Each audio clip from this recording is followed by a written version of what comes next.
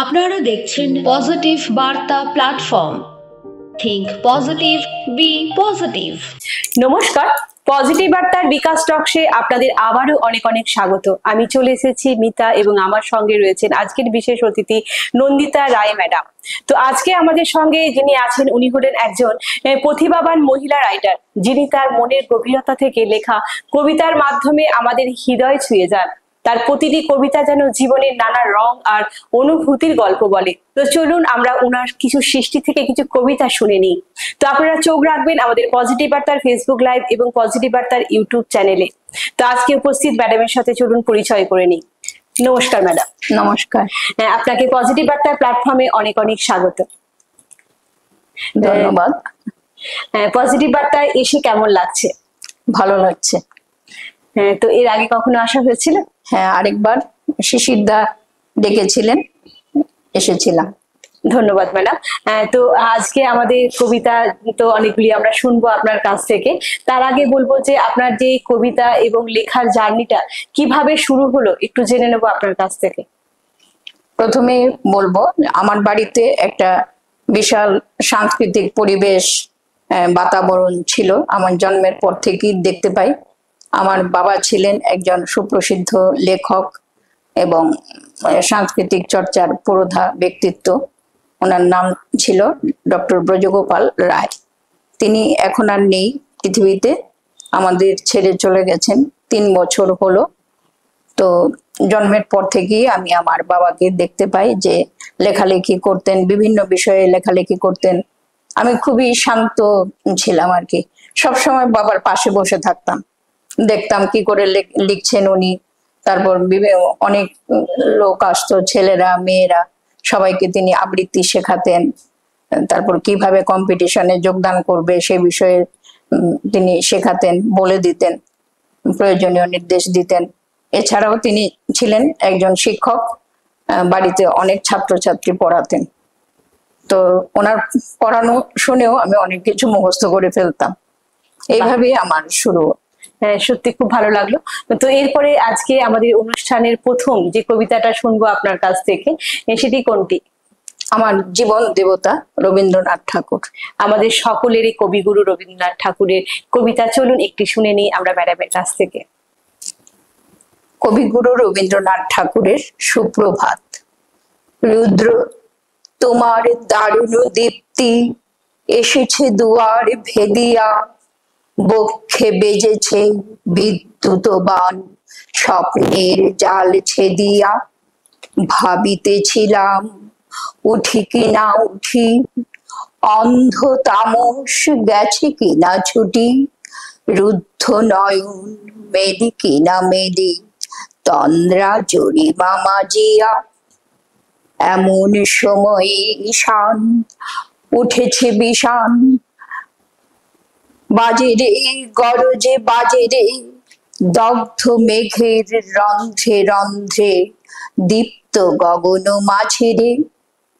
ভৈরব তুমি কি বেশে এসেছ, ললাটে ফুঁসেছে নাগিনী। রুদ্র বিনায় এই কি বাজিল, সুপ্রভাতের রাগিনী। মুগ্ধ কোকিল কই ডাকে ডালে, কই ফোটে ফুল বনের আড়ালে। বহুকাল পরে হঠাৎ যেন রে অমানিসা গেল কাটিয়া। ভাবিতেছিলাম উঠি কিনা উঠি, অন্ধ তামস গেছে কিনা ছুটি। রুদ্ধ নয়ন মেদি কিনা মেদি, তন্দ্রা জরিমা মাজিয়া। এমন সময়ে ঈশান তোমার বিষান উঠেছে বাজিয়া। বাজে রে গরজে বাজে রে, দগ্ধ মেঘের রন্ধ্রে রন্ধ্রে, দীপ্ত গগন মাঝে রে। চমকে জাগিয়া পূর্ব ভুবন, রক্ত বদন লাজে রে। ভৈরব তুমি কি বেশে এসেছ, ললাটে ফুঁসিছে নাগিনী। রুদ্র বিনায় এই কি বাজিল, সুপ্রভাতের রাগিনী। মুগ্ধ কোকিল কই ডাকে ডালে, কই ফোটে ফুল বনের আড়ালে, বহু কাল পরে হঠাৎ যেন রে আমানিশা গেল ফাটিয়া। তোমার খড়গ আধার মহিষে দুখানা করিল কাটিয়া। ব্যথায় ভুবন ভরিছে ঝড় ঝড় করি, রক্ত আলোক গগনে গগনে ঝরিছে। কেহ বা জাগিয়া উঠিছে কাঁপিয়া, কেহ বা স্বপনে ডরিছে। তোমার শ্মশান কিঙ্কর দল দীর্ঘ নিশায় ভুকারি, শুষ্ক অধর লেহিয়া লেহিয়া উঠিছে ফুকারি ফুকারি। অতিথি তারা যে আমাদের ঘরে করিছে নৃত্য প্রাঙ্গণ পরে। খোলো খোলো দ্বার ওগো গৃহস্থ, থেকো না লুকায়ে। যার যাহা আছে আনো বহি আনো, সব দিতে হবে জোগায়ে। ঘুমায় না আর কেহ রে হৃদয় পিণ্ড ছিন্ন করিয়া, ভাণ্ড ভরিয়া দেহরে। ওরে দিন প্রাণ কি মোহের লাগে, রেখেছিস মিছে স্নেহরে। উদয়ের পথে শুনিকার বাণী, ভয় নাই ওরে ভয় নাই। নিঃশেষে প্রাণ যে করিবে দান, ক্ষয় নাই তার ক্ষয় নাই। হে রুদ্র তব সঙ্গীত আমি কেমনে গাহিব, কহি দাও স্বামী। মরণ নৃত্যে ছন্দ মিলাই হৃদয় ডমরু বাজাবো। ভীষণ দুঃখে ডালি ভরে লয়ে তোমার অর্ঘ্য সাজাবো। এসেছে প্রভাত এসেছে তিমিরান্তক শিব শঙ্কর, কি অট্টহাস হেসেছে। যে জাগিল তার চিত্ত আজিকে ভীম আনন্দে ভেসেছে। জীবনে সঁপিয়া জীবনেশ্বর পেতে হবে তব পরিচয়। তোমার ডঙ্কা হবে যে বাজাতে সকল শঙ্কা পরিজয়। ভালোই হয়েছে ঝঞ্ঝার বায়ে প্রলয়ের জটা পড়েছে ছড়ায়ে। ভালোই হয়েছে প্রভাত এসেছে মেঘের সিংহ বাহনে। মিলন যজ্ঞে অগ্নি জ্বালাবে বজ্র শিখার দাহনে। তিমির রাত্রি পোহায়ে মহাসম্পদ তোমারে লোভিব সব সম্পদ খোয়ায়ে। মৃত্যুরে লব অমৃত করিয়া তোমার চরণে ছোঁয়ায়। আমি ঢালিব করুণা ধারা, আমি ভাঙিব পাষাণ কারা। আমি জগত পাবিয়া বেড়াবো গাহিয়া, আকুল পাগল পাড়া। তো আমরা শুনে নিলাম আমাদের ম্যাডামের কাছ থেকে একটি সুন্দর রবি ঠাকুরের একটি কবিতা। তো এরপরে ম্যাডামের কাছ থেকে আমি আবারও একটি প্রশ্ন জেনে নেবো যে ম্যাডাম আপনি কতদিন ধরে এই লেখা জগতে আছেন বা লেখালেখি করছেন, বা আপনার লেখার মধ্যে যে ভাবনাগুলো ফুটে উঠছে সেগুলো কোন ধরনের ভাবনা, একটু জেনে নেবো আপনার কাছ থেকে। আমার প্রথম লেখা বেরোয় আমি যখন বাণী বিদ্যাপীঠ স্কুলে পড়তাম, ক্লাস 6-এ, তখন স্কুল ম্যাগাজিনে একটি গল্প আমার বেরোয়। ওইটা লিখেছিলাম বনভোজনের উপর। আচ্ছা, সেই প্রথম লেখা। তারপর থেকেই আমার মানে একটু আধটু করে লেখালেখি শুরু। কবিতাই লিখতাম বেশি। পরবর্তী সময়ে কলেজ যখন পেরিয়ে এসছি তখন প্রবন্ধ লিখতাম, বিভিন্ন বিষয়ের উপর প্রবন্ধ, আর মানে সাহিত্যিকদের উপরে বা বিভিন্ন বিষয়ের উপর প্রবন্ধ লিখতাম। আর কবিতার মধ্যে ফুটে ওঠে প্রতিবাদের ভাষা। যখন যেই রকম ঘটনা, সামাজিক অবক্ষয় দেখতে পাই, এর প্রতিবাদ ফুটে ওঠে। এছাড়া তো প্রকৃতি বিষয়ক আছে। এখন আমরা আবারও কোন কবিতাটা শুনতে পাবো আপনার কাছ থেকে? এখন আমি যেহেতু আমরা এই কিশোর কবি সুকান্ত ভট্টাচার্যের জন্ম শতবর্ষের দিকে আমরা এগিয়ে যাচ্ছি এই বছর, তো আমি সুকান্ত ভট্টাচার্যের দুটি কবিতা শোনাবো। চলুন আমরা কিশোর কবি সুকান্তের একটি কবিতা ম্যাডামের কণ্ঠে আমরা শুনে নিই। প্রথমটা হচ্ছে 18 বছর বয়স, ছাড়পত্র কাব্যগ্রন্থের। 18 বছর বয়স কি দুঃসহ, স্পর্ধায় নেয় মাথা তোলবার ঝুঁকি। 18 বছর বয়সেই অহরহ বিরাট দুঃসাহসেরা দেয় হুঁকি। 18 বছর বয়সের নেই ভয়, পদাঘাতে যায় ভাঙতে পাথর বাধা। এ বয়সে কেউ মাথা নোয়াবার নয়। 18 বছর বয়স জানে না কাঁদা, এ বছর জানি রক্তদানের পুণ্য। বাষ্পের বেগে স্টিমারের মতো চলে, প্রাণ দেওয়া নেওয়া ঝুলিটা থাকে না শূন্য। সঁপে আত্মাকে শপথের কোলাহলে। 18 বছর বয়স ভয়ঙ্কর, তাজা তাজা প্রাণী অসহ্য যন্ত্রণা। এ বয়সে প্রাণ তীব্র আর প্রখর, এ বয়সে কানে আসে কত মন্ত্রণা। 18 বছর বয়স যে দুর্বার, পথে প্রান্তরে ছোটায় বহু তুফান। দুর্যোগে হাল ঠিক রাখা ভার, ক্ষত বিক্ষত হয় সহস্র প্রাণ। 18 বছর বয়সে আঘাত আসে অবিশ্রান্ত, একে একে হয় জড়ো। এ বয়স কালো লক্ষ দীর্ঘশ্বাসে, এ বয়স কাঁপে বেদনায় থর থর। তবু 18 শুনেছে জয়ধ্বনি, এ বয়স বাঁচে দুর্যোগে আর ঝড়ে। বিপদের মুখে এ বয়স অগ্রণী, এ বয়স তবু নতুন কিছু তো করে। এ বয়স যেন ভীরু কাপুরুষ নয়, পথ চলতে এ বয়স যায় না থেমে। এ বয়সে তাই নেই কোনো সংশয়, এ দেশের বুকে 18 আসুক নেমে। এত আমরা অপূর্ব একটি কবিতা ম্যাডামের কণ্ঠে আমরা শুনতে পেলাম সুকান্ত ভট্টাচার্যের।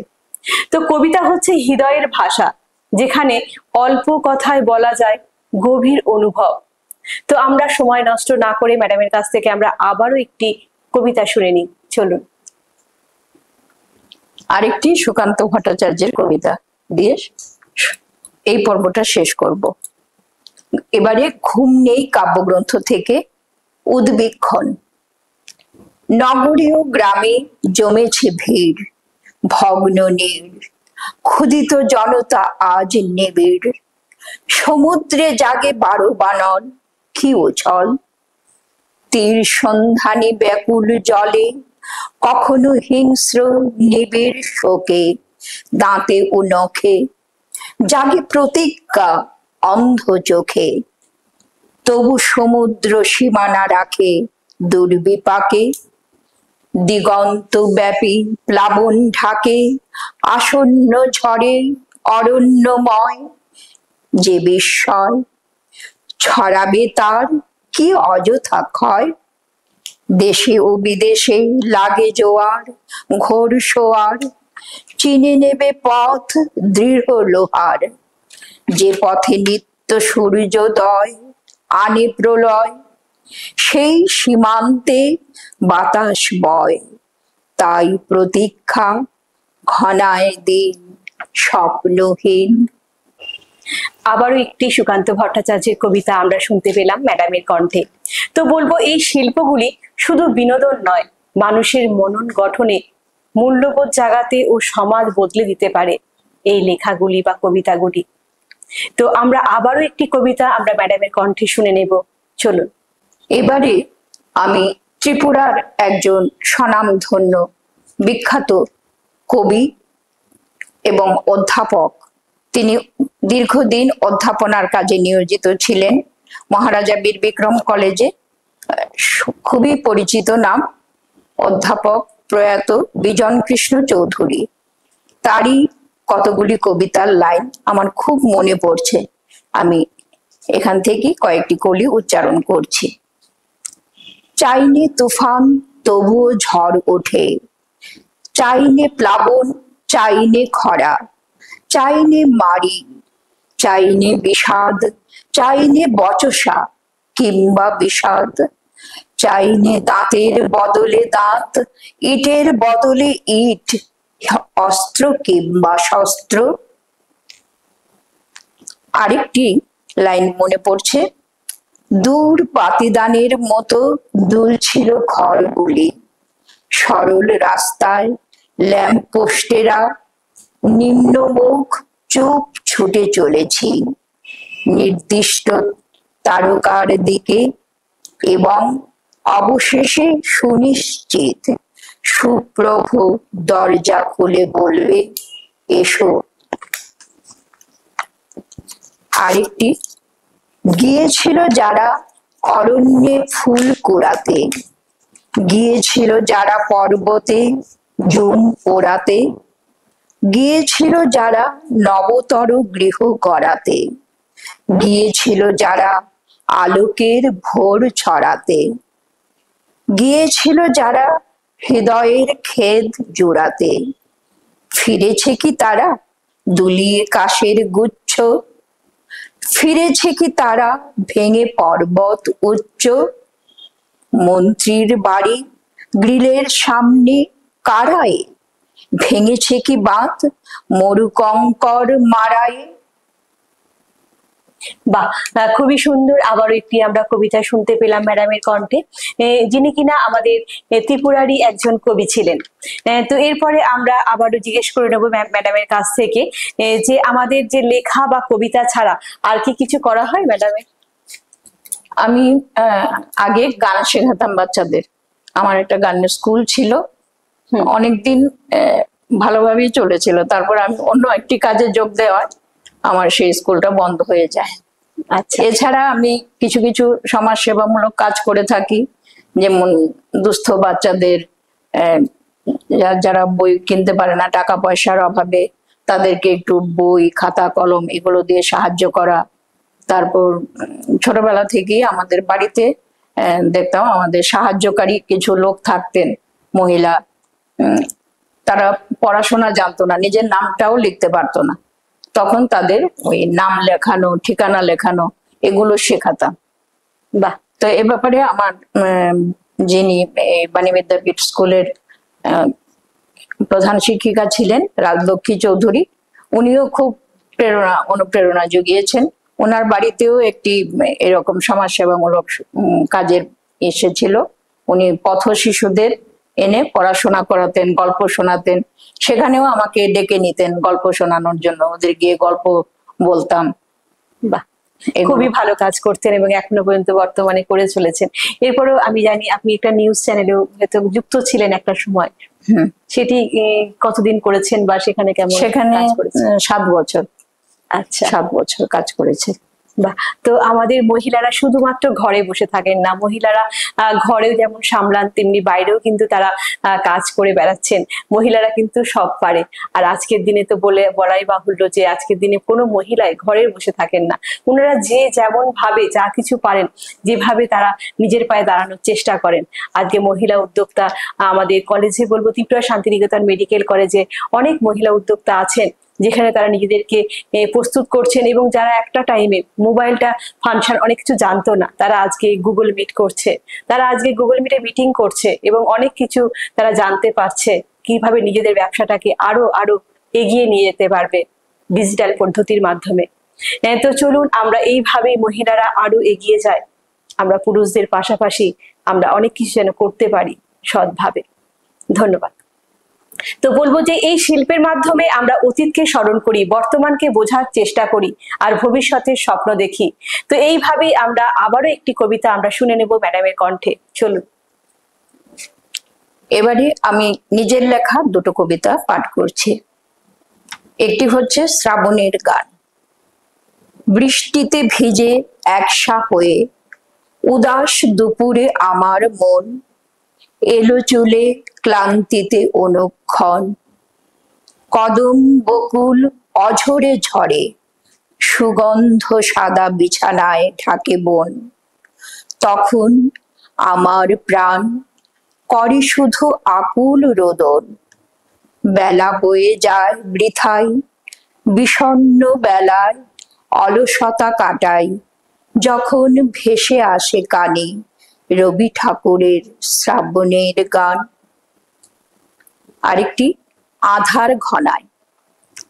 তোমাকে দেওয়া কথাগুলো রাখতে পারিনি সেদিন, ঘোর বর্ষায় তিমির ঘনায়, হঠাৎ মনের কোণে শূন্য বাগিচায় প্রলেপ বিছায় মালতী চামেলি বেলি।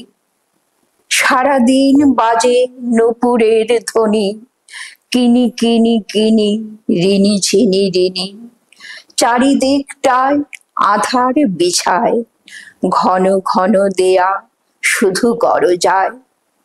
আমার মনেও গভীর বেদনায় গ্রন্থি ভিজে যায়, তাই তোমাকে দেওয়া কথাগুলো রাখতে পারিনি সেদিন। অপূর্ব। তো আমরা শুনে নিলাম ম্যাডামের স্বরচিত একটি কবিতা। তো খুবই সুন্দর, খুবই ভালো। তো আমরা সময় নষ্ট না করে চলুন আবারও একটি কবিতা আমরা শুনে নিই ম্যাডামের কণ্ঠে। চলুন। একটি ম্যাগাজিনে প্রকাশিত হয়েছিল প্রেমের কবিতা, জলনপুর। শাওন মানে মেঘ আকাশ, কদম ফুলের মিষ্টি সুবাস। ঝুম ঝুম ঝুম বৃষ্টি দুপুর, রিন রিন রিন বেজেই চলে। মেঘ বালিকার জলনপুর, কালো মেঘে আকাশ ঢাকে। নিস্তব্ধ পথের বাঁকে মন খুশিতে পেখম মেলে, ময়ূর গুলি ডাকে।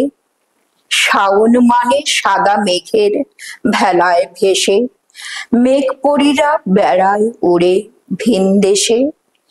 শাওন মানে রাজপুত্তর ছদ্মবেশে বসবে এসে, হাতটি ধরে মেঘ বালিকার পাশে। তো আমরা আবারও একটি কবিতা আমরা শুনে নিলাম ম্যাডামের কণ্ঠে। সত্যি কবিতা শুনতে খুবই ভালো লাগে এবং বলতেও ভালো লাগে। তাই বলতে চাই, মরিতে চাহি না আমি এই সুন্দর ভুবনে, মানবের মাঝে আমি বাঁচি বাড়ি চাই। এই সূর্য করে এই পুষ্পিত কাননে, জীবন্ত হৃদয়ের মাঝে যদি স্থান পায়। তো আমরা অনুষ্ঠানের একেবারে শেষ পর্যায়ে চলে এসেছি। তো আজকে আমাদের মাঝে উপস্থিত ম্যাডামকে জানাবো অসংখ্য অসংখ্য ধন্যবাদ ম্যাডামের মূল্যবান সময় পজিটিভ বার্তা প্ল্যাটফর্মে দেওয়ার জন্য। তো আমাদের পরবর্তী অনুষ্ঠানগুলি দেখার জন্য বলবো চোখ রাখতে পজিটিভ বার্তার ফেসবুক পেজ এবং ইউটিউব চ্যানেলে।